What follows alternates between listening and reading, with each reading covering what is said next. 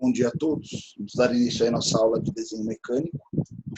Hoje, dia 3 de junho de 2020. Turma vinculadas ao curso de Engenharia Mecânica, Produção e Controle de Automação, Universidade de Fortaleza, Unifor. Hoje nossa aula é do horário de manhã.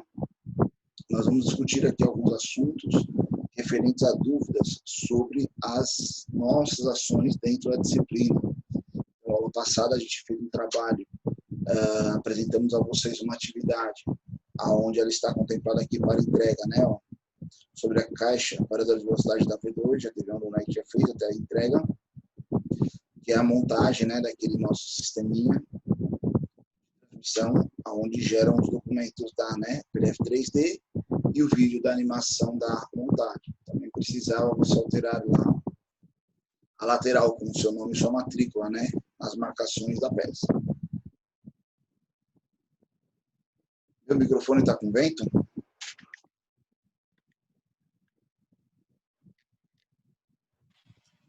Pronto, professor, melhorou. Melhorou? É a vibração da tela aqui da mesa.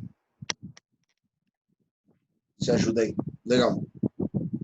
Às vezes está esse chiado, às vezes não. E aí a gente está falando agora sobre a nossa atividade avaliativa, que nós marcamos para segunda-feira, né? Segunda-feira, dia 8. Exatamente.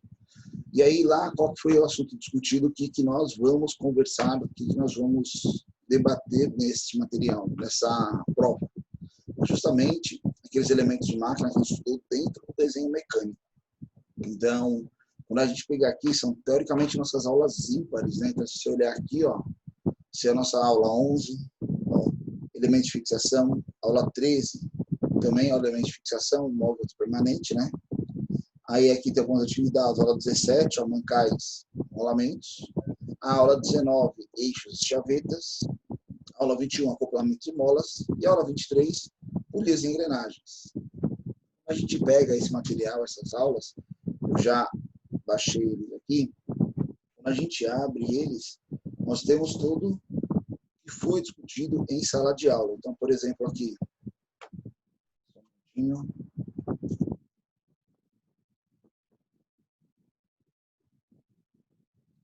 então, por exemplo, elementos de fixação, né?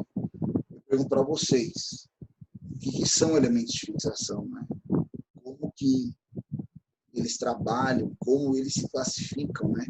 Isso são as primeiras coisas que a gente tem que sempre pensar quando pensar em fixação. Então, por exemplo, fixação, né? Todo elemento móvel ou permanente, né? Que devem ser usados com muita habilidade, tal. União peças feitas por elementos, né? São classificados em dois tipos, móveis permanentes. O que é um elemento de fixação? É o quê? É aquele elemento de unir componentes, realizar montagens, fixação dos mesmos, né? Peças de elementos próprios, específicos, conforme trabalhos submetidos. Não é qualquer tipo de fixação que pode ser utilizado. Então, a gente tem lá a classificação deles como móveis e permanentes, né? O que classifica ele como móvel, o que classifica ele como permanente. Vocês lembram disso ou não?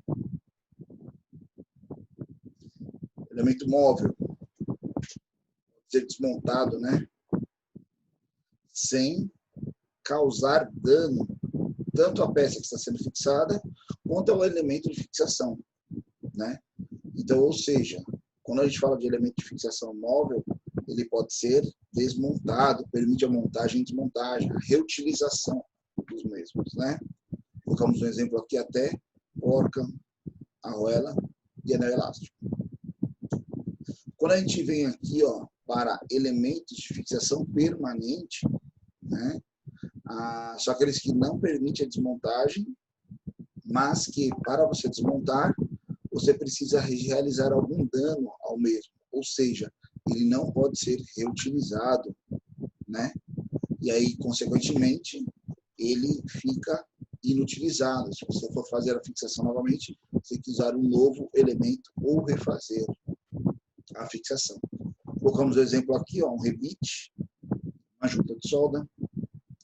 Por que pino e cavilha, né? São outros elementos também classificados como permanentes, devido às suas características de aplicação, Muitas vezes a cavilha é interessante, muita gente reutiliza ela, mas a partir do momento que você reutiliza ela, você já não tem mais a mesma aderência, a mesma fixação que ela tinha antes, ela se desgasta. E aí fomos discutindo elemento a elemento, características dele de montagem, características, né, de funcionalidade, de aplicabilidade. Falamos muito especificamente dos rebits, em relação à forma construtiva, geometria, aplicações. Algumas vantagens aqui, ó, e desvantagens, né? Primeiramente, a gente está falando só de elementos permanentes, então o rebite é um deles, né? Barato e simples, facilidade de operação e reparação, aplicação de materiais de má soldabilidade. Essa daqui é uma das grandes vantagens, né? Ó, a utilização dos rebites, por exemplo. Você tem materiais distintos que você não consegue unir pelo processo de solda, ou por causa de geometria, ou por causa da propriedade dos materiais distintos que não se fundem, né? Não se unem. Então, você pode usar elementos de fixação permanente, por exemplo, os rebites, né? Execução simples, não exige operário qualificado, e baixo e simples controle de qualidade. Desvantagens, né? Não é desmontável, isso é a classificação dele, né? Não permanentes, né? Maior peso na união devido à quantidade de elementos que você usa. Campo de aplicação reduzido, geralmente recomendado a peças estreitas, né? Chapas finas, né? Como chapas. Não recomendável para carregamentos dinâmicos. Como ele é feito, ele trabalha pelo processo de amassamento, né? Quando você amassa ele, qualquer movimento entre ele pode gerar uma folga, ele não tem essa flexibilidade, ou seja, essa folga gerada, ele vai permanecer com essa folga. Redução da resistência do material devido à furação. Então, como a gente tem o maior número de elementos na união, você tem maior pontos de furação naquela sua união, e aquilo ali gera o quê? Pontos de fragilidade, né? Ou seja, ele diminui a resistência do material que está sendo rebitado. Vamos aqui em relação a algumas geometrias construtivas dos mesmos, né? A principal característica aqui é em relação ao formato da cabeça dele, né? Aonde ele é empregado. Tem as cabeças redonda larga, né? Que tem a geometria de panela baulada ou calota. Geralmente são cabeças salientes, aquelas que estão expostas à superfície, né? Ela fica aparecendo na parte externa dela lá, não sei se vocês vão perceber aqui. Se ficasse um pouquinho externo. Já essas com a cabeça escariada, né? Elas ficam embutidas. Então, por exemplo, a gente deu 2 exemplos aqui na aula. Quando você pega aquelas locomotivas antigas a vapor, geralmente tem a parte cilíndrica da frente e a parte de caldeira, você viu os rebites, né? Expostos na área externa. Então, você via sempre aquela saliência ao longo da chapa.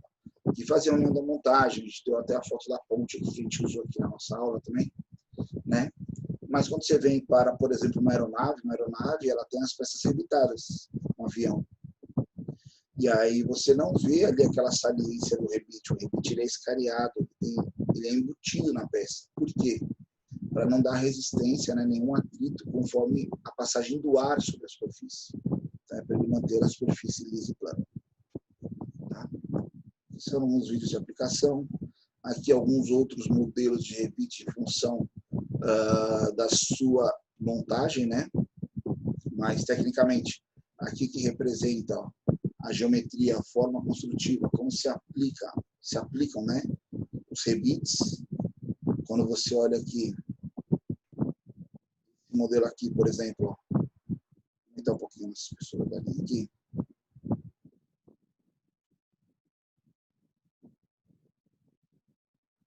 Quando você vê essa característica aqui, ó, desse rebite, então ele tem um formato cilíndrico inicialmente, cabeça só de um lado.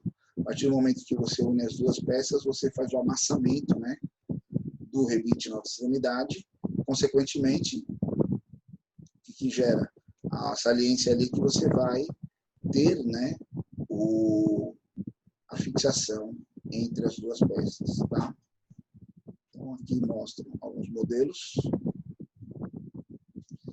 Aqui é só um modelo rebitador, né, que é o componente, o elemento que faz o acionamento do rebite. No caso aqui é o rebite pop, né, rebite de repuxo, que a gente chama, né, é uma ferramenta residencial praticamente. Aí viemos aqui pinos, cavilhas e cupilhas, né, porque eles são considerados permanentes. Quando você usa esses elementos, eles realizam geralmente um desgaste geométrico ou no seu material. Então, por exemplo, a cavilha, a cupilha, a partir do momento que você amassa ela, que você faz a caracterização, essas aqui são elásticas, formam mais essa cilíndrica, que até a gente usou na montagem lá da ponta de eixo, né?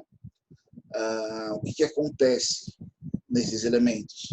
Eles perdem geometria quando você usa eles. Quando você remove e vai colocar novamente, ele acaba se soltando. Um exemplo que a gente deu foi esse aqui de madeira, né? Por exemplo, quando a gente... Esse modelo aqui, ó, de madeira, né? Quando a gente trabalha ele, por exemplo, dentro dos móveis de madeira. Você compra um móvel de madeira novo, tem essas cupilhas, essas cavilhas, né? Em algumas laterais, você faz o encaixe da madeira, depois você faz a parafusação. Se você solta essa madeira com o tempo e vai montar de novo, você vê que já não tem mais o mesmo encaixe, né? O mesmo travamento. Fica fácil a desmontagem no mesmo. Ou seja, ela foi usada a cavilha uma vez, a segunda vez ela já perde lá as suas características. Tranquilo? Aqui. Pilha é o contrapino, né? Conforme a gente fez até uma montagem que a gente usou para adicionar uma pilha lá, quando você coloca ela e faz o amassamento dela aqui na extremidade, você desamassa, geralmente elas quebram ou perdem resistência, né? Se for usar na segunda ou terceira vez, é perigoso ela se soltar. A cavilha, ela também tem a parte de amassamento, né? Tem algumas cavilhas ou pinos elásticos, que eles sofrem um amassamento na hora da montagem para fazer o travamento do mesmo. Quando você remove, você danificou essa parte de amassamento, talvez ela não tenha mais a mesma força. Priscila, rolamento não é um elemento de fixação, né? É um elemento de apoio. Vai falar já de rolamentos eles se classificam como deslizantes, né? Ou rolamento. Então é outro tipo de classificação. O rolamento ele é um elemento de apoio, não é um elemento de fixação. Ele apoia o eixo, não fixa o eixo, né? Algumas normativas, o pino, né? Ó, pino com rosca, pino elástico, pino cônico, né? E aqui são só tabelas que fazem sobre os elementos permanentes. Isso aqui foi a aula de elementos permanentes. Tivemos também a aula de elementos de fixação, só que móvel, né? Ou seja, que podem ser removidos da montagem. Nós colocamos aqui alguns exemplos, né? Porca, parafuso, arruela e o anel elástico. O anel elástico a gente não chegou a discutir muito. Utilizamos ele lá na montagem do mancal, né? Na atividade do mancal, ele prendia o eixo. Quando a gente falava aqui dos elementos de fixação móvel, nós temos aqui, por exemplo, o parafuso, né? Então, falamos algumas características do parafuso. Como que classifica esse parafuso, né? A gente tem a cabeça dele, a haste e a rosca, né? Então, você tem um parafuso que pode ter rosca para o seu corpo completo, ou tem a região sólida aqui da haste, varia em função de cada parafuso. Ele é classificado também em função da geometria de acionamento, né? A geometria da sua cabeça, que vai caracterizar o tipo de acionamento que ele sofre. Então, falamos aqui sobre alguns tipos dele, né? Falamos da chave combinada, chave um lado é boca, outro lado é o anel, né? Ou estrias, aqui na série a gente chama de anel, a gente chama geralmente chave estria, tecnicamente. Classificamos parafusos, né? Aqui, ó, como passante, não passante, de pressão e parafuso prisioneiro, né? Então, a gente ficar de olho nesses pontos, nessas características. E aí, sempre quando vocês verem algumas classificações como essa, pensem, né? O que é um parafuso passante? Sabe me responder aí rapidinho, alguém? O que é um passante, um não passante, um de pressão ou um prisioneiro? Temos as classificações deles dentro da aula, né? Passante. Você tem acesso aos dois lados da superfície, né?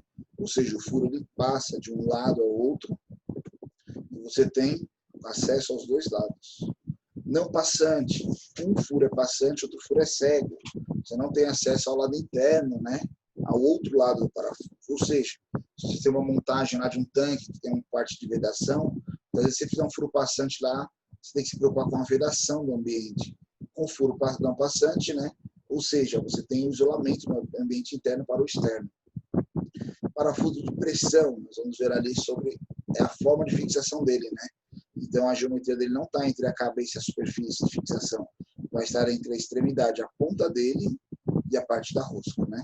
Parafuso de pressão. E o parafuso prisioneiro nada mais é aquele que você fixa ele na parte externa, ele não tem cabeça, né? Ele tem rosca em suas extremidades, e você faz a fixação dele por meio de uma porta. Facilita a montagem e desmontagem, um apoio, dependendo da forma construtiva ou aplicabilidade que você tiver. Aqui os parafusos, né? A classificação, geralmente, é quando tem acesso aos dois lados. Falamos da arruela, da porta, contra-porta. Falamos da quando se usa uma arruela, né? Alguém lembra quando se usa arruela? Passo a passo aqui, você fazer a encaixe do parafuso. Olha aqui o parafuso de pressão. Então, ele exerce uma força na sua extremidade, né? Na ponta do parafuso, sobre o eixo, sobre o apoio. Não está associado à cabeça dele. A cabeça é apenas o acionamento do mesmo. Parafuso prisioneiro. Então, o exemplo aqui é bem dinâmico. Quando você coloca aí uma peça, por exemplo, você vai fazer uma montagem que a peça apoia sobre o eixo, né? Então, o que acontece? Você precisa fazer o encaixe daquela posição. Você precisa pegar ele e apoiar ele. Você ficar segurando lá, tentar acertar o furo que está escondido atrás, o parafuso já está posicionado, você vem, apoia a sua peça e faz a fixação com a porta, assim por diante. Esse seria o parafuso prisioneiro. Falamos aqui em relação aos acionamentos dos parafusos, né? Então ele é classificado como? Pela forma da cabeça, geometria da cabeça do parafuso, forma do corpo, forma das pontas e os dispositivos de acionamento ou atarrachamento, né? Então, por exemplo, um parafuso ele pode ser uma cabeça sextavada com quadrada, né? O sextavado interno, usado em parafusos Allen, a gente usou muito esse tipo aqui dentro lá dos nossos desenhos técnicos, né? Inclusive a montagem lá da caixa variadora de velocidade dessa atividade de hoje, ela usa parafusos tipo Allen, né? Que são de acionamento sextavado interno. Parafuso de acionamento por fenda ou fenda cruzada. Pessoal, é muito atento aos nomes técnicos, tá? Então, se a gente falar lá sobre acionamento, vocês vão ver ó, o que é uma fenda, o que é uma fenda cruzada. Aqui muita gente chama isso aqui de estrela, né? Ou de Phillips. Na verdade, o nome técnico correto é uma fenda cruzada. Aqui fala algumas classificações dos parafusos em relação às geometrias construtivas, acionamentos. Aqui, ó, parafusos de acionamento, cabeça, acionamento externo, ou sextavado interno, externo, ou por cabeça quadrada, por fenda cruzada. Interessante aqui, ó, parafuso prisioneiro aqui é acionado por uma fenda cruzada, né? É uma característica do acionamento. Cruzada. E aqui são alguns outros elementos com atarrachamentos específicos, né? Então, prisioneiro sem tipo de acionamento, você tem geralmente uma seção quadrada que nele encaixa uma chave de boca, cabeça recatilhada ou a porca borboleta, cabeça borboleta para acionamentos manuais. Falamos de algumas formas geométricas aqui em função aos furos, né? A parte de comprimento de furação, fabricação de parafuso, falamos da porca, parte geométrica e construtiva das porcas, né? Por exemplo, vamos lá. O que é uma porca cega, pessoal? Sabe me dizer?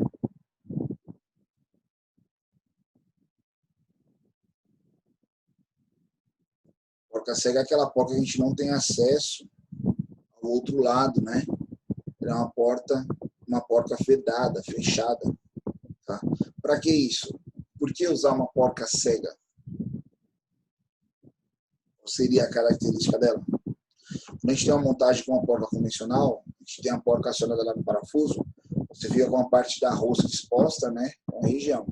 Mas se o seu ambiente é hostil à oxidação, à chuva, a ambientes úmidos, por exemplo, essa porca ela protege ali a geometria da rosca e a rosca da porca, evitando a oxidação. Então, com o tempo, você consegue desabilitar ela mais facilmente. Então, ela faz a proteção e acabamento também da região.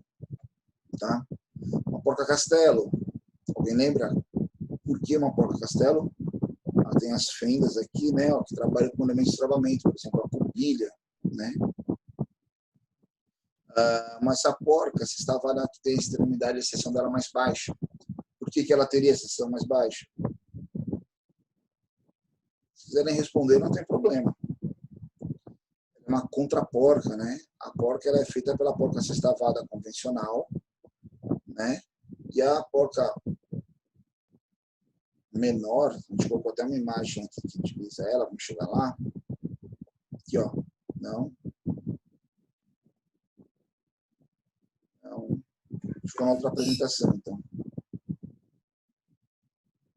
Se ela vai entrar aqui. Não entrou, não. Ela faz o travamento, né, de uma porca contra a outra. Então, você faz o travamento de elementos. Você não trabalha com elementos que ajudam na fixação, né, como porca travante, a roda de pressão. Falamos também sobre a geometria das roscas, né, ó. Rosca trapezoidal, para que ela é usada, a rosca quadrada, a dente de serra e a redonda. Então, são geometrias específicas para cada aplicação, né? Que estão em função lá da funcionalidade. Falamos de algumas porcas, porca de acionamento manual, olha lá, a porca cega, ó. Outros tipos de acionamento de porcas, porca por fenda, né? Por entalhes externos, por furos radiais. Olha a porca castelo, né? Ó. Professor, Oi. para que serve aquela porca que tem um negócio verde dentro? Vamos lá, ela é uma porca travante. Essa aqui, né? É. Esse aqui é uma porca travante. Vamos ver se a gente falou sobre ela aqui.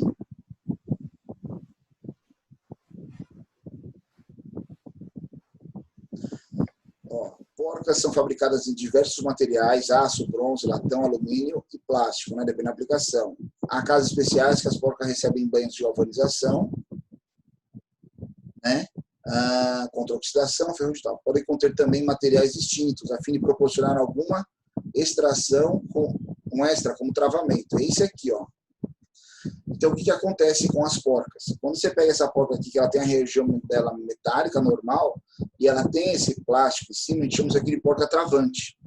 É um elemento flexível, tá? Que conforme você aperta, ele se deforma, e aí ele, digamos assim, trava a porca em relação ao parafuso, né? Ele serve como elemento travante.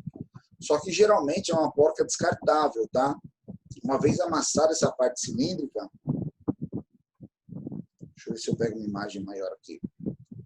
Uma porca travante.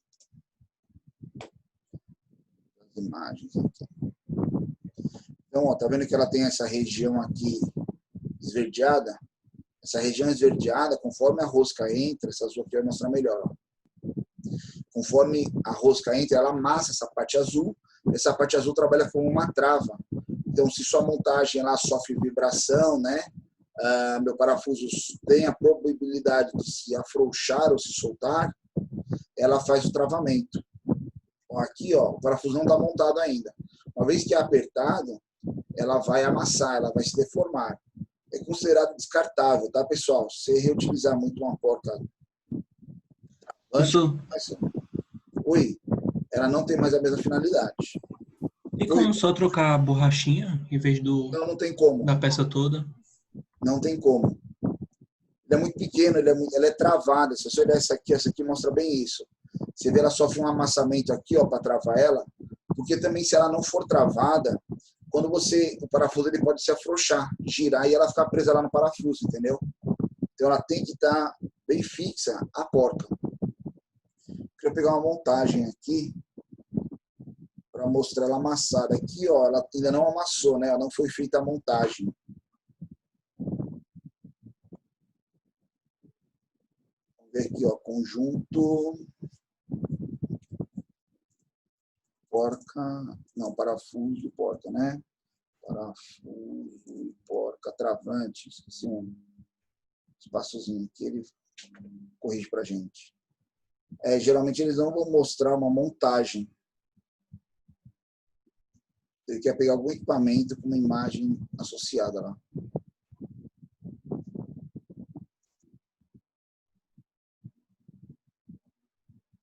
Essa é a finalidade do travamento, né? Tanto que se você olhar aqui na nossa aula, ele chama aqui, ó, né, ó, nylon insert jam lock. Tipo assim, é uma parte nylon, né? Para travamento. ela tem a inserção dessa parte aqui, né? Ó. Então, aqui nós temos a geometria dela, essa aqui, ó. Essa sextavada aí que está apresentada na tela. Ok? Falamos de geometria da porca, tem algumas porcas específicas, né? Esse aqui geralmente a gente vê em eletrônica, dentro dos carros também, na parte de plástico ali, né? E aí falamos sobre a arruela. Pessoal, não é arruela, é arruela, tá? Outra coisa interessante, é um erro muito comum. O pessoal chama de arrebite, não rebite. Arrebite é uma droga, é aquele remédio que os caminhoneiros tomam para não dormir, né? Arrebite é errado, é rebite, ok?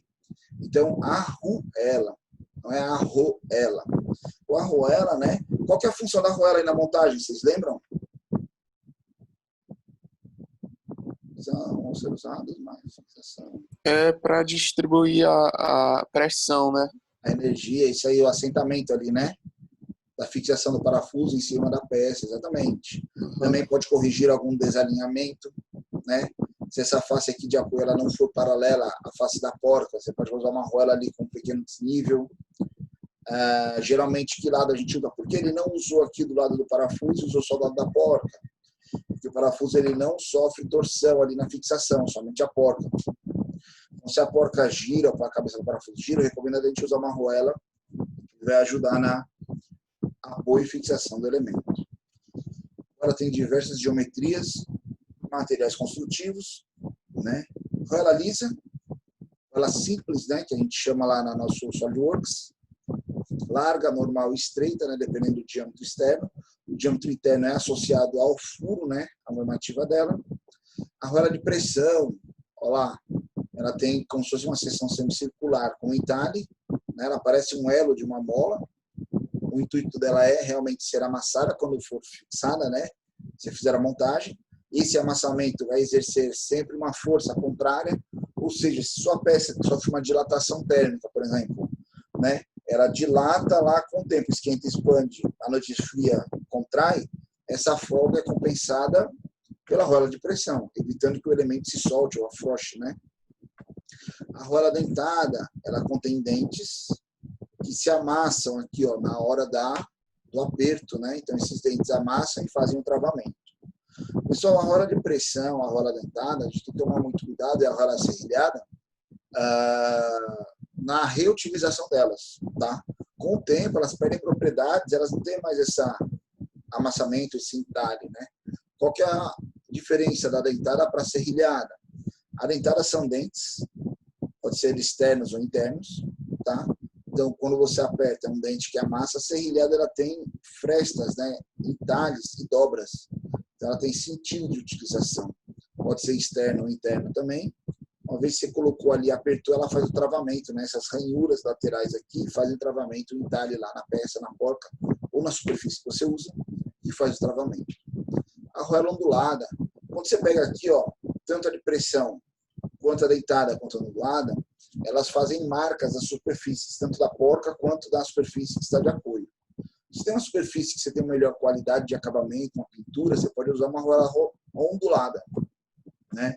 Ela amassa e ela tem um efeito mola, sempre vai exercer aquela força, mas ela não faz nenhum entalhe, nenhuma marcação na superfície. Professor, Oi?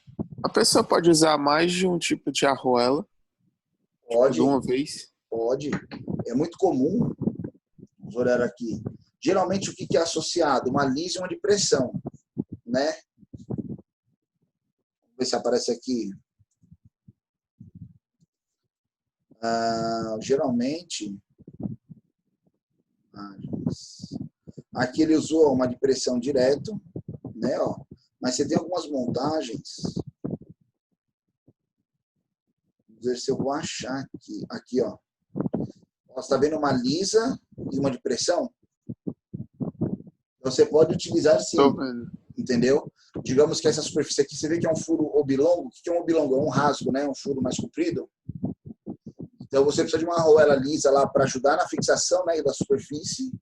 E você põe uma arruela de pressão depois, que o trabalho dela é fazer o travamento na pressão. Então, você pode utilizar conjuntos completos. Vou achar outro aqui.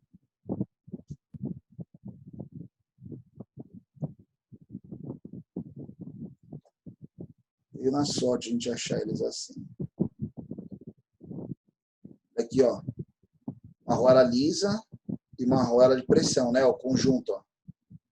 Né? Que vai colocar lá neste parafuso. Ok? Então, sempre tem como utilizá-las.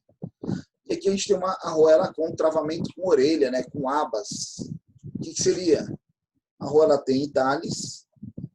E depois de apertada, você faz o amassamento da arruela e ele não permite que a porca se afrouxe. Cuidado, pessoal. Muitas vezes, se você fizer um entalhe apenas na arruela com a porca, as duas giram junto. Geralmente, ela tem um outro entalhe que você vai fazer com uma geometria da peça, da superfície, né? A fim de fazer o travamento entre elas. Fez uma montagem, uma curiosidade que a gente colocou. E a gente falou dos elementos de fixação. Ok? Posterior a isso, temos a nossa aula 17. Nossa aula 17, ela fala sobre mancais. Agora sim, Priscila, o mancal é um elemento de apoio, ele não é um elemento de fixação. Tá? O que fixa um eixo ali na posição dele? Pode ser aquele esbarro, né? Aquela parte de saliência, igual a gente fez os encostos lá do rolamento, na engrenagem, na nossa montagem da aula passada. Né? Então, ó, são usados como apoio para eixos e eixos árvores. A gente vai falar de eixos. Então, o que caracteriza o mancal como deslizamento e o mancal como rolamento? Né? O mancal deslizamento, ele é apoiado sobre a superfície e trabalha pelo contato e arrasta as superfícies. Né? E ele é suavizado por meio do quê? Uma forma de lubrificação, ou seja, ou ele trabalha com lubrificação ou lubrificação natural, mas ele é lubrificado, tá? Então, geralmente, quando a gente usa mancais de deslizamento, quando você tem velocidades elevadas, quando você tem cargas elevadas, quando você tem problemas geométricos de espaço, não cabe um rolamento ali, né? Temperatura, finalidades. Então, aqui a gente colocou ó, o exemplo da turbina, né? Que é velocidade elevada, e o exemplo aqui do virabrequim, né, junto com o conjunto pela manivela. A gente tem aqui, ó, as buchas, né, as cozinetes que fazem o encaixe. Ele é um mancal de deslizamento. Por quê? Temperatura e carregamento dos esforços aplicados aqui ao conjunto. O virabrequim ele está imerso em óleo, tá, dentro do motor. Já os mancais de rolamento estão associados a elementos rolantes, né, que permitem o giro. Quando a gente fala de elementos rolantes, podem ser rolos ou esferas, a gente mostrou lá vários modelos, a gente vai mostrar aqui para vocês. E ele faz a distribuição da energia, né? Então, se tem energia sobre o eixo, apoia sobre o rolamento, ele faz o assento correto ali. Quais são os esforços aplicados aos rolamentos? Olha eles aqui, hein? Esforço radial, perpendicular ao eixo, esforço axial, no sentido do eixo, ou misto, é um conjunto de axial com radial, né? Dependendo da aplicação, tem o melhor rolamento que se aplica aos seus elementos. Falando dos elementos de rolagem, né, os elementos rolantes, esfera e rolo, qual que é a diferença entre eles? Está caracterizada aqui, né? Ó, aqui tem menor contato, característica uma maior velocidade, em consequência, menos carga. Os de rolos, que tem maior região de contato, se caracteriza por uma menor velocidade, mas maior capacidade de carga, né? E aí, tanto o de esfera quanto o de rolo, eles variam em função da sua geometria, né? Ó, rolo cilíndrico, rolo longo, rolo agulha, cônico ou convexo, né? Aqui tem as aplicações. Por que rolos? Por que agulhas? Qual a diferença do rolo e da agulha? Está em função da sua geometria, né? Um diâmetro maior em função do comprimento, um diâmetro menor em função do comprimento. Você vê que tem uma altura diferente os rolamentos, ou seja, para regiões de menor espaço, né? Você não tem uma facilidade de espaço, geralmente a gente usa os rolamentos de agulha. Vamos falar aqui, ó, rolos convexos, forma de barril. Por que rolos convexos? Vocês lembram? Rolamentos autocompensadores, são aqueles que permitem um pequeno desalinhamento, né, no eixo, uma pequena angulação, e aí a parte abaulada dele aqui permite uma flexibilidade ali dos elementos. E os rolos cônicos são os rolamentos de força mista, né? Eles suportam tanto cargas radiais quanto axiais. Aqui, pessoal, todos esses demais são de cargas radiais, pela forma construtiva. Aqui é só um gráfico em função da capacidade de carga, a classificação dele dentro do livrinho. Então, um rolamento de uma carreira de esferas, que a gente usou lá no nosso elemento, de contato angular, né? Ele recebe uma carga axial em apenas um sentido, porque contato angular, porque o contato da esfera tem uma geometria angular, tá? Autocompensador lá, ó, tem uma parte abaulada, né? Então, esse aqui é de esferas. Rolo cilíndrico, né? Ó, carga radial, eleva a capacidade de carga dele.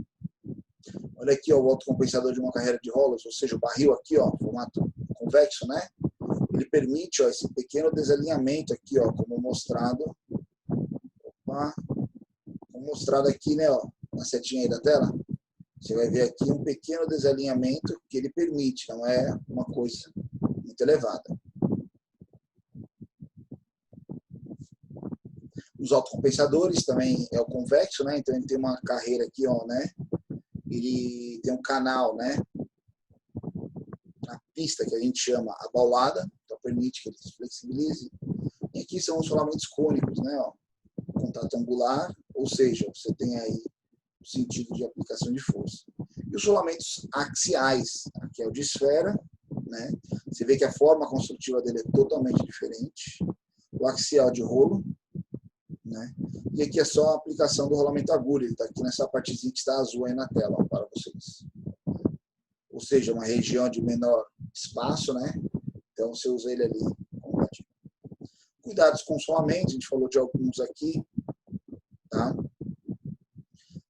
Defeitos geralmente dos rolamentos, desgaste, fadiga, né? Ó, o que é o brinelamento, o que é a giovagem, né? Sucamento, engripamento e rachaduras e fraturas. Então a gente faz aqui o detalhamento desses elementos, né?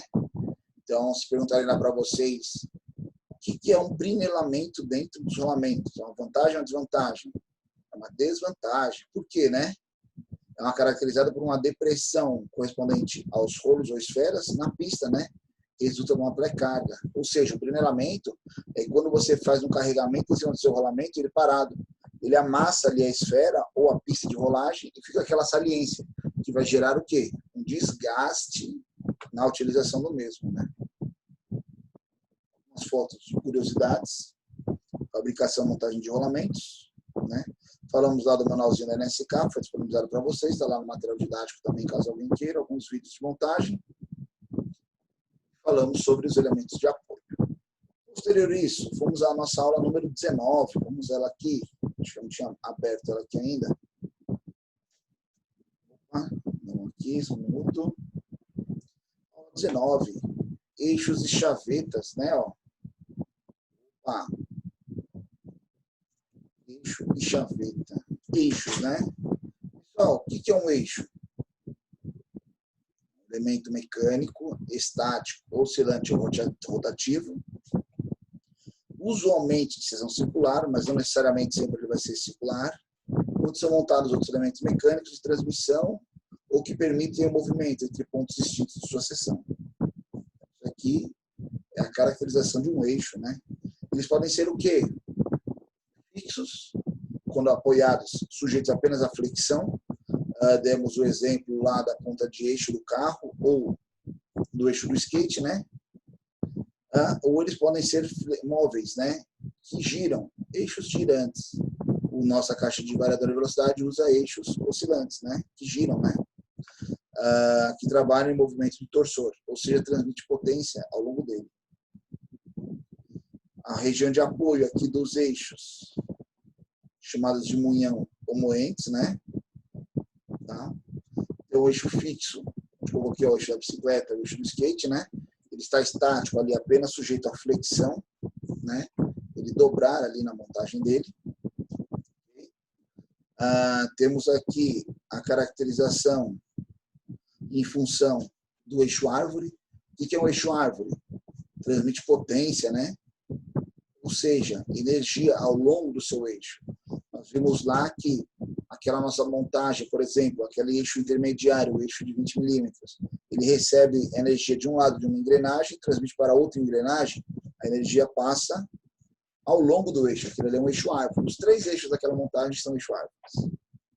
Tá?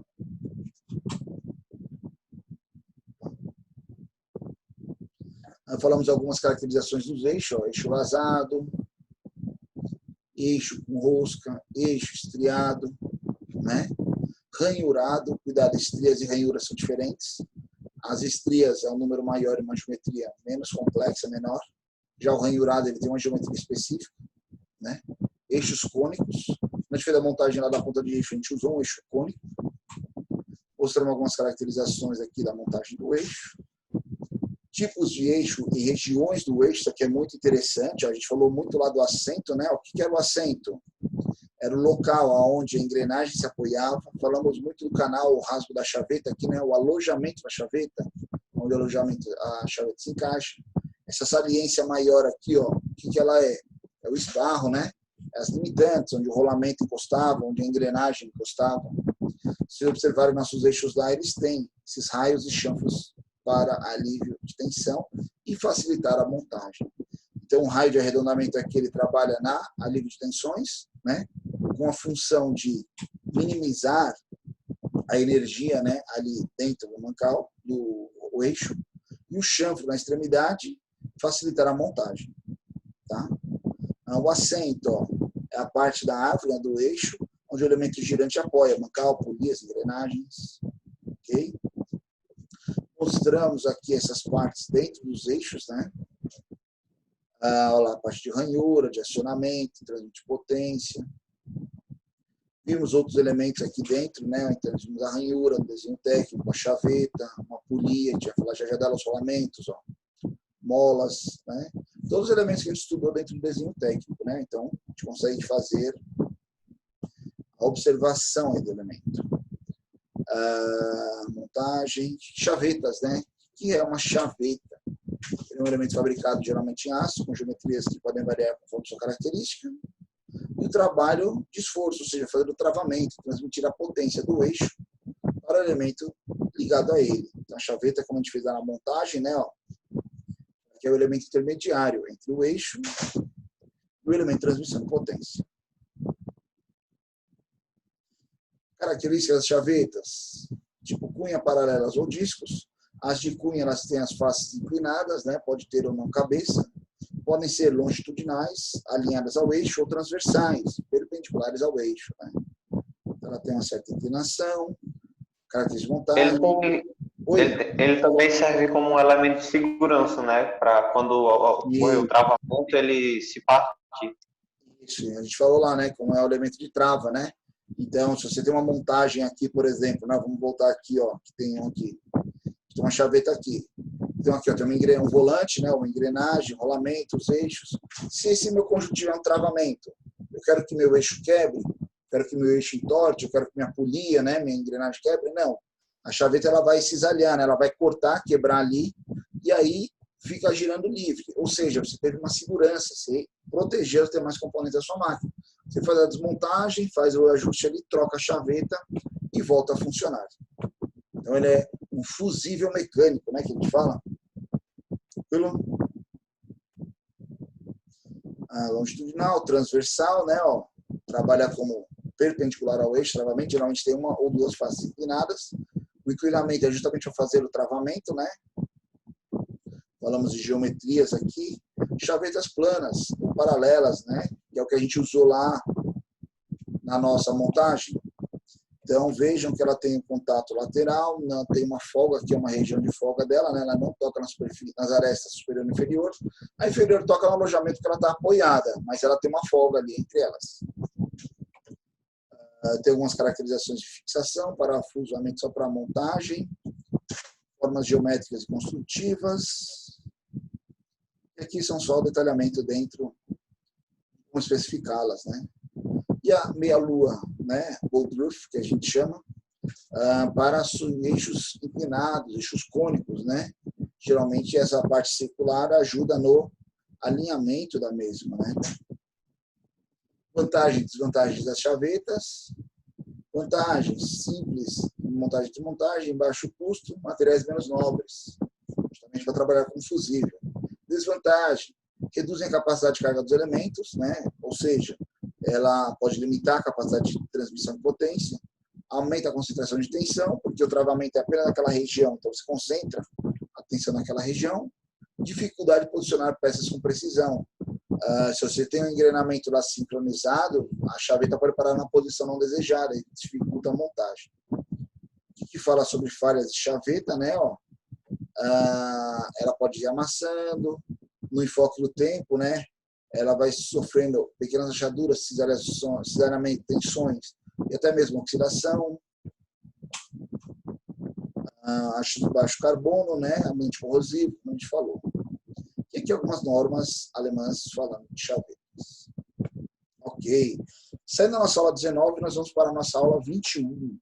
Nossa aula 21, ela se trata de acoplamentos e molas, né? O que seria acoplamentos e molas? Qual a função do acoplamento, pessoal?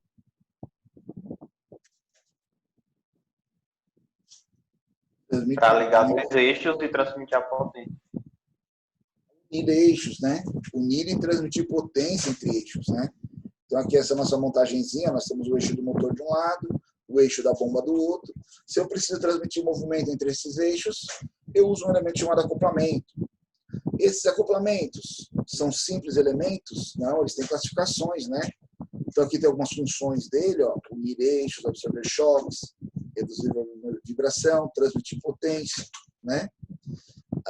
Eles são classificados como móveis e permanentes. Está vendo aqui os permanentes e os móveis, né?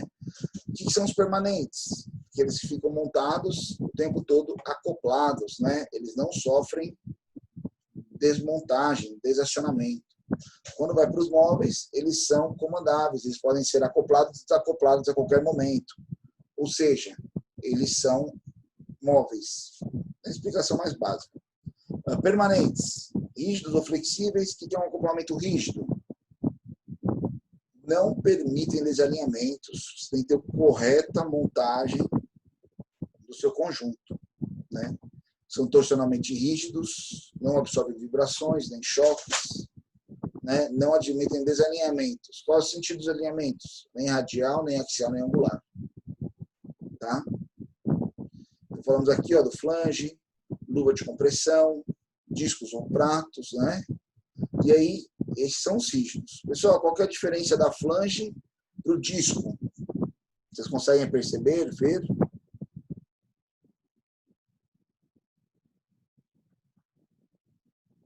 De disco, ele tem um diâmetro menor, a energia é distribuída em maior número de parafusos.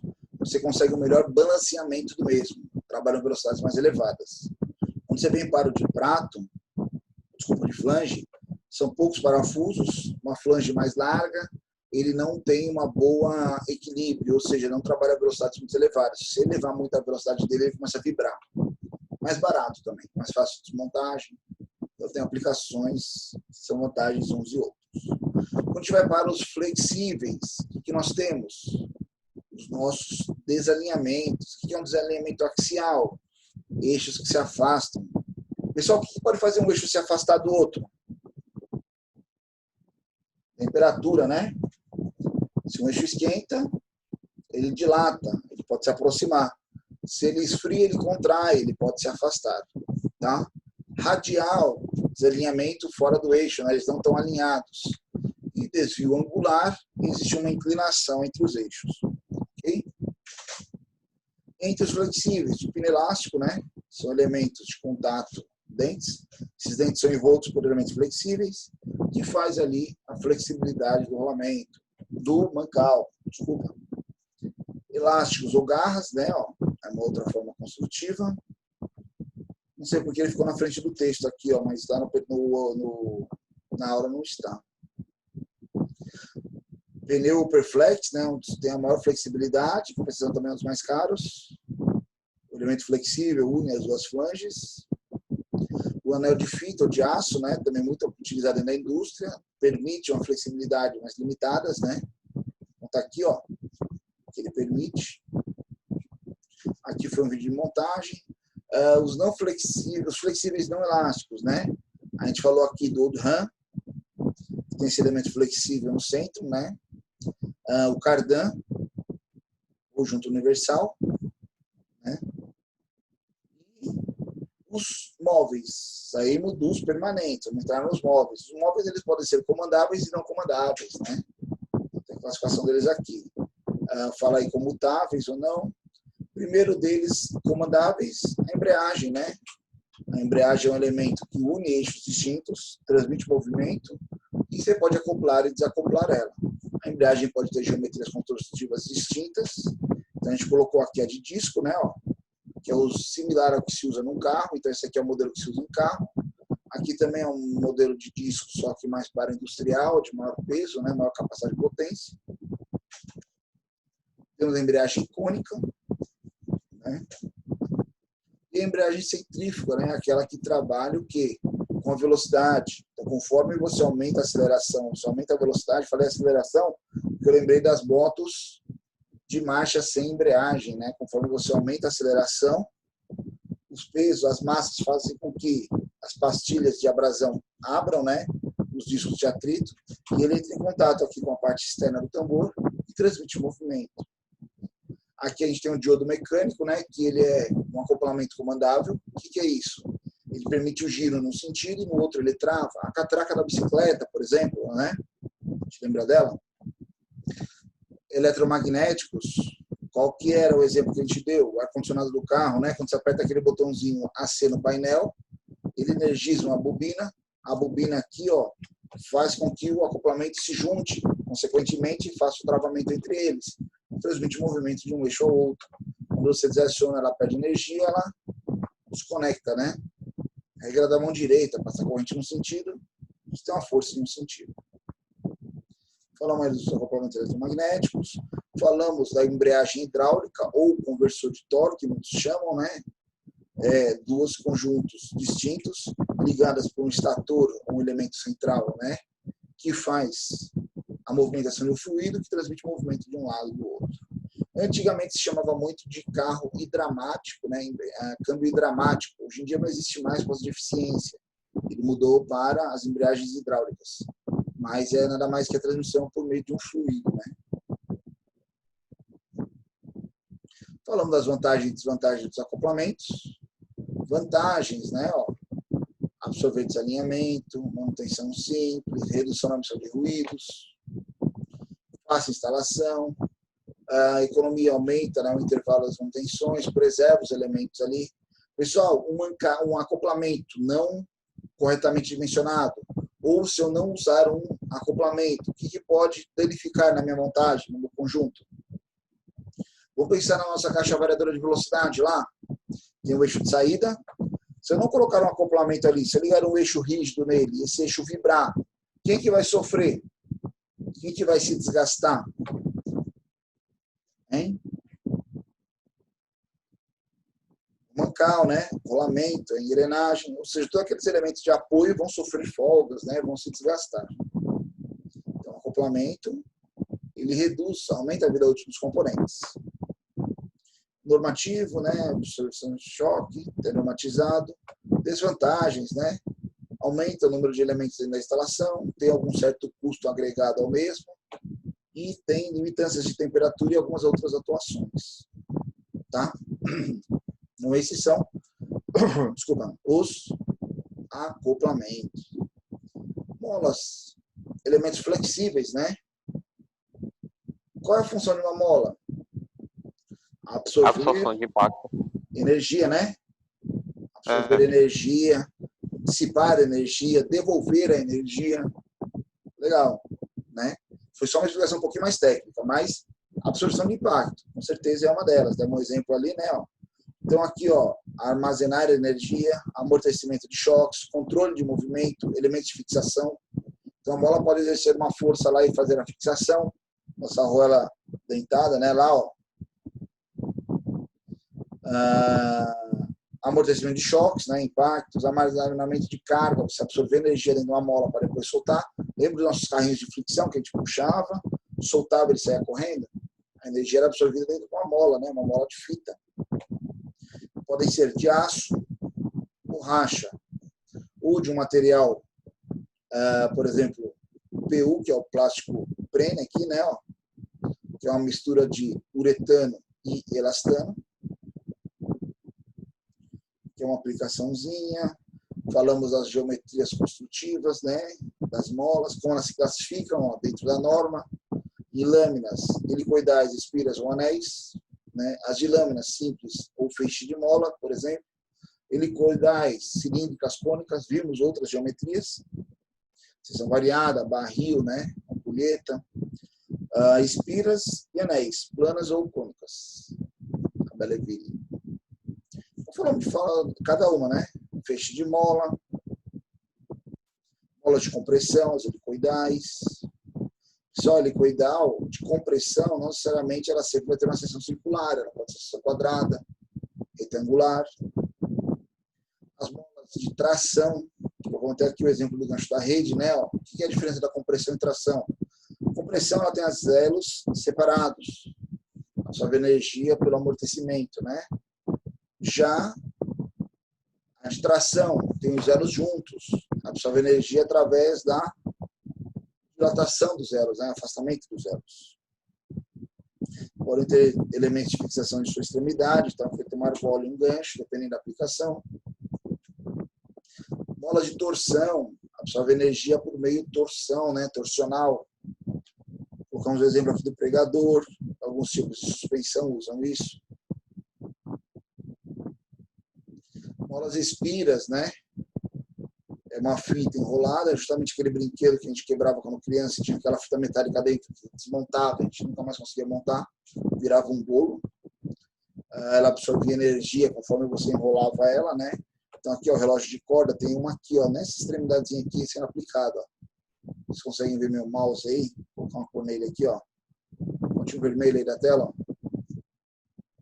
Justamente uma mola de espiras. Que é um conjunto de relógios. Molas pratos, né? Ou anéis, que a gente chama. São molas de grandes forças e pequenos deslocamentos. Então, essa elementozinho inclinado, parece até uma arruela. Podem ser montadas em série ou intervaladas, né? Opostas. Qual a caracterização disso? Somente o comprimento dela e o grau de força ali, né? A capacidade de absorção de cargas dela. Geometrias, formas construtivas, paralelas, cônicas, bicônicas, convexas, ou seção retangular, ou seção variada, que a gente falou aqui. Formas construtivas, alguns dimensionamentos. Pessoal, qual que é a diferença da mola barril, ampulheta, e da seção circular constante? A geometria de ela ser cilíndrica, convexa ou côncava. Qual que é a diferença entre elas? Por que isso? Porque você, quando comprime, os anéis vão ficando... Eles não ficam um em cima do outro, eles fecham mais. Exatamente, né? Em vez de chamar anel, vamos chamar de elos. Beleza? São os elos, né? Isso, os elos da nossa mola. Então, quando você tem ele aqui cilíndrica, os elos limitam o curso um tocando no outro, né? Então, os elos vão se encostar ali. Quando você tem eles em uma geometria não linear, eles se sobrepõem, né? Então, coloca um para do lado do outro aqui. Você aumenta ali a flexibilidade da mola, o curso dela, né? O comprimento que ela pode se mover. Legal. Cônica também é a mesma característica. Seção variada. Você tem aqui numa parte mais afastada uma energia. Se você vence aquela parte de energia, você entra numa parte com as espiras mais próximas, você aumenta a capacidade de força dela. Então, digamos que nossa mola ela tem estágios, né, de força, bem interessante. Alguns carros usam isso, você vê nitidamente. Mola de tração, compressão de torção. Aplicações. Um vídeo de fabricação de mola e nosso Passat aí que vem com molas helicoidais. Os primeiros carros da Volkswagen com sistema de molas helicoidais aplicadas. Antigamente, pessoal, são molas de torção. Eles tinham molas helicoidais, por exemplo, o Fusca. Toda a suspensão do Fusca é pelo sistema de torção. São molas de torção que trabalham tanto na suspensão dianteira quanto na suspensão traseira. Tá? E aí, essa foi a nossa aula 21. E chegamos à nossa última aula, que seria a nossa aula 23. Só um minuto. Falava do quê? Elementos de transmissão de potência, ou seja, polias, engrenagens e rodas dentadas. Tá? Pessoal, uma coisa muito interessante. Todas elas são elementos que não trabalham sozinhas. As polias trabalham com as correias, né? As engrenagens trabalham com quem? Uma com a outra, uma engrenagem não trabalha sozinha. E as rodas dentadas trabalham com as correntes, né? Então, ou seja, são elementos que trabalham em conjunto, são conjuntos, né? Mecanismos. Falamos das transmissões por correias, polias. Falamos o que é uma correia e o que é uma polia. O que é uma correia? É uma cinta de um material resistente flexível. Falamos aqui couro, borracha ou lona aramada, né? Hoje em dia, geralmente é borracha e lona aramada. Couro não se usa mais hoje em dia. É muito nos primórdios que existiam as correias de couro. Quando eu aprendi sobre correias, o professor usava muito exemplo da correia de couro.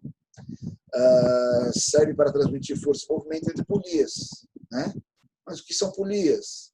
É uma roda, pode ser metálica ou não metálica, lisa, dentada ou sulcada em sua periferia, então dependendo da geometria externa dela, dependendo da geometria da correia, né? Ela tem uma geometria ali que vai abraçar, vai apoiar a nossa correia, que pode ser lisa, dentada ou sulcada, fixa um eixo rotativo acionado por uma correia, transmite movimento, potência, né? Falamos das correias planas, geometria plana, polia plana, formas construtivas e montagem das correias planas, né? Muitas delas podem vir desmontadas. Geralmente esses elementos de ligação estão associados às correias planas transportadoras, né? Que transportam o movimento material ao longo do seu corpo, né? Apoiadas sobre elas. Temos alguns exemplos aí. Correias ou cilíndricas, né? Geometria cilíndrica, polia cilíndrica, geralmente para altas velocidades, não transmite muita potência. Temos exemplo até de um HD aqui, né? Correias V são correias mais caracterizadas pela transmissão de potência. Então você consegue ver aqui na montagem lá do software a correia. Podem trabalhar simples, duplas, triplas ou N números, dependendo da potência a ser transmitida. Geometria V, porque ela tem uma geometria em V na sua superfície que trabalha pelo princípio de atrito. Todas elas trabalham pelo princípio de atrito, viu, pessoal? Correia V-Rex, ela tem a parte inclinada dos dois lados para pegar. Essa aqui ela pega somente interno, né? Se você observar aqui, é um conjunto. Aqui você pega ela externamente. Ou seja, ela pode ter contato interno, conforme ela no contato externo lá na sua montagem. Aqui a Poly-V, né, é o multi-chain, que a gente chama poly-chain, ou múltiplas V. São várias correias V unidas por uma superfície de contato delas, ou a superfície que une elas, né, um revestimento externo. Não que vai aumentar a potência de transmissão, mas também protege mais as correias. Tá? Um exemplo de aplicação. Falamos do CVT, é um conjunto correia e polias variáveis, né, que mudam o posicionamento da correia em função da variação do diâmetro da polia, e aí muda a relação de transmissão durante o movimento. Falamos das correias dentadas ou sincronizadas, que não é mais o princípio de atrito, é o contato mecânico que transmite movimento entre os elementos. Quando a gente usa a correia sincronizada, pessoal, eu não quero perder o sincronismo entre os eixos, né? Se eu usar uma correia de atrito, ela pode deslizar lá com o tempo e eu perder meu sincronismo. Então aqui não, aqui a dentada ela mantém o posicionamento, né? Colocamos até um exemplo aqui de uma mesa coordenada, passou o vídeo lá. Falamos das vantagens de posição das correias, então vocês vão dar uma olhada com calma aí, ó, né? Funcionamento quase sem ruído, dispensa da lubrificação, baixos custos de manutenção e instalação, limitam a sobrecarga através do deslizamento. São os mais interessantes aí. Padronização universal, permitem flexibilidade, né? Acionamento de eixos distintos. Tendo até o exemplo do tratorzinho aqui, né? Que um único motor aciona aí diversas polias, diversas correias. Desvantagem, né? Escorregamento, o espaço que elas ocupam, o movimento da correia em função da temperatura ou umidade pode variar. Variar também a geometria do atrito. Relação de montagem, né? Transmissão aberta, perpendicular, né? Cruzada. Com polisticadora. O que é uma por terceira polia aqui, pessoal? Ela trabalha para o esticamento. Qual a função da polisticadora? esticar a correia, aumentar a região de contato e permitir que ela trabalhe sobre o tensionamento correto, né? Mostramos aqui a aplicação desse motor, que faz a mudança ali da seção. Outras características variáveis, né, em função do escalonamento das polias. E aí entramos em correntes. A corrente ela tem um funcionamento muito parecido fisicamente com as polias e correias. O que muda? Aqui é um elemento mecânico. A flexibilidade é em função da geometria dele, né? Também trabalha entre polias ou rodas dentadas, permitem transmissão de potências mais elevadas, necessitam de lubrificação, né? Então eles falam aqui sobre essas características. A transmissão é feita por meio do engrenamento, então, ou seja, contato físico, né? Ele tem um sincronismo entre os eixos. Falamos aqui das vibrações, distâncias, né? A parte de esticamento da corrente. As correntes elas podem ser simples, duplas ou triplas, ou mais ainda, né? Dependendo da forma construtiva.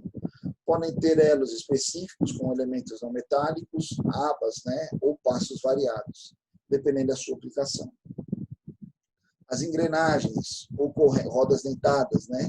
Elas mais são elementos dotados de dentes padronizados que se encaixam corretamente no espaçamento aqui, ó, das engrenagens, das correntes, né? Então existe um passo exato, que é a distância entre os elos, que vai encaixar na roda engrenada correta. Se a correia é simples, a engrenagem é simples, se é dupla, se é tripla, 3 carreiras de engrenamento. Mostramos aqui, ó, a forma construtiva da corrente, né? O que é o pino, falamos aqui, o que é o rolo, né? O que é a bucha, a placa interna, a placa externa. Falamos de alguns elos de montagem, né? Quando você montar e desmontar sua corrente lá, então você tem um elo de ligação, tem um elo fusível, que a gente chama, que é mais fraco, e tem a half link e a full link. A half link, ela tem, digamos, o macho e a fêmea na mesma peça. A full link, ela precisa de duas, né? Uma é o macho, outra é a fêmea. Então, você precisa tirar 2 elos para diminuir a corrente, enquanto a half link você tira apenas um elo. Engrenagens, transmissão de potência por meio de engrenagens, né? E o que é uma engrenagem? São elementos dotados de dentes rígidos, padronizados, externos ou internos, cuja função é transmitir e receber movimento, ou seja, força entre eixos. A engrenagem está trabalhando associada a eixos. Conforme uma gira, fisicamente ela toca a outra e gira, transmite movimento a outra, né? Em função do seu tamanho, ela pode variar algumas características como velocidade e potência, correto? E como elas podem ser construídas? Cilíndrica de dentes retos, né? Os dentes estão alinhados com o eixo. Cilíndricas de dentes helicoidais, existe uma inclinação do dente em relação ao eixo, né? Engrenagens cônicas, de dentes retos. Dentes retos é a mesma caracterização da engrenagem cilíndrica, dentes retos, o eixo alinhado, o dente alinhado com o eixo. Mas qual a função da engrenagem cônica? Transmitir movimento entre os eixos que se cruzam, tá? Eixos perpendiculares, com 90 graus, menos de 90 ou mais de 90. Ok? Engrenagens cônicas de dentes helicoidais, mesma caracterização das helicoidais, né? Dentes inclinados em relação ao eixo. Pessoal, qual a diferença de uma engrenagem de dentes retos e helicoidais, não só em função da geometria do dente? Quais outras vantagens de uma com a outra? Vocês lembram? Discutiu? Maior suavidade na transmissão. Legal. Contato, né, mais suavizado na hora de engrenamento. A helicoidal transmite mais potência. Se você pegar o comprimento do dente aqui, ele é maior quando comparado à largura da engrenagem, né? Dependendo da geometria, deixa eu ver se eu consigo riscar aqui rapidinho só para mostrar para vocês. Quando você tem aqui uma engrenagem cilíndrica, aqui é a cista lateral dela. Se você tem um dente reto, os dentes são assim, né, ó, na lateral dela. Ou seja, a potência da engrenagem está associada à largura dela. Ou seja, essa largura aqui, ó, da engrenagem, vou fazer um cortezinho aqui, ó, né? Essa largura da engrenagem é o que vai caracterizar a potência dela. Quando você vem para uma engrenagem helicoidal, os dentes eles são inclinados, né? Então eles são assim, ó. que acontece? Quando você pegar lá, só mudar a cor aqui para facilitar a interpretação. Opa, não. Quando você pegar aqui esse comprimento do dente aqui, ó, você vai ver que esse L aqui, ó, esse comprimento aqui que a gente fez agora aqui, ele é maior do que esse. Uma engrenagem da mesma largura, consequentemente ele transmite mais potência, tá? Além da suavidade lá do engrenamento, tudo aquilo ali que a gente comentou agora aí. Legal.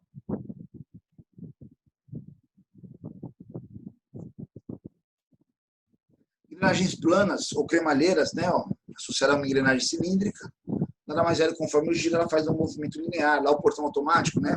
O portão da garagem, que corre para o lado.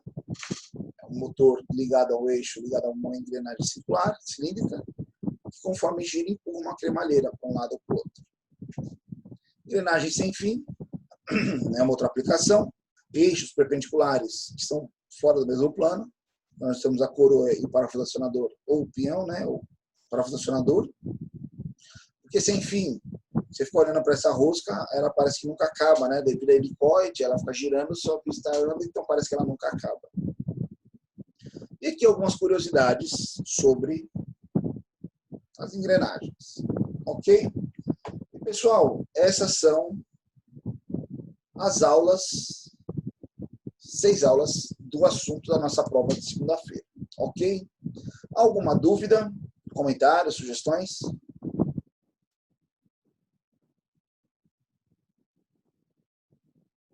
A gente comentou aqui na aula, praticamente eu respondi todas as perguntas já da prova, praticamente assim, questão de comentários, definições, geometrias, características, aplicações, vantagens e desvantagens. Alguma coisa a ser acrescentada? Alguma dúvida? Não. Legal, pessoal. Então, está marcado. Não se esqueçam da nossa atividade. Então, para a próxima aula também, além da entrega da atividade, né, do acoplamento. Desculpa, acoplamento não. Da caixa variadora de velocidade, né? Nós temos também a nossa atividade avaliativa sobre esses assuntos que a gente discutiu agora nessa aula, ou seja, essas 6 aulas. No mais, qualquer dúvida, estou à disposição dos nossos meios de comunicação, ou seja, tem o grupo do WhatsApp, tem os torpedos de ferramentas do Unifor Online. Ok? Pessoal, agradeço a atenção de todos. Bom fim de semana, bom estudo. Qualquer dúvida, é só entrar em contato. No mais, até segunda-feira, 7h30 da manhã, estaremos dando início à nossa prova. Ok? Forte abraço. Até mais. Obrigado, pessoal, pela atenção.